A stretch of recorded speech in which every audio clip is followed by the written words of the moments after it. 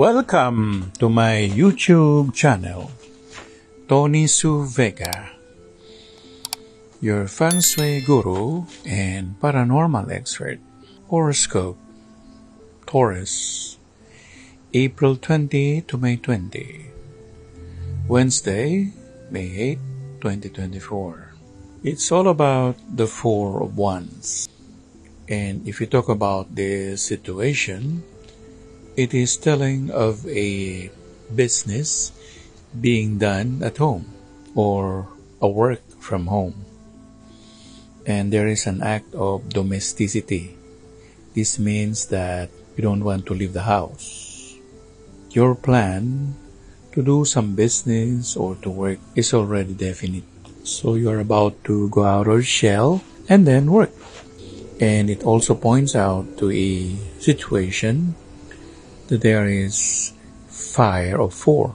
Fire of four would mean that you will cook some food for your family, or you will do some ironing of the clothes for your family.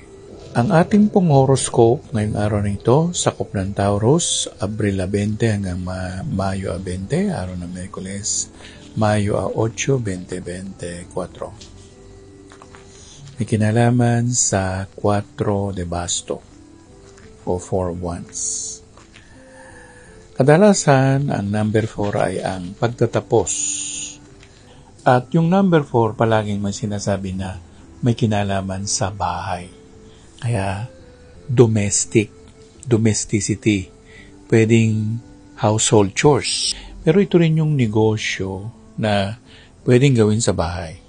At kadalasan, ang numero 4 ay may kinalaman din sa numero ni Jupiter.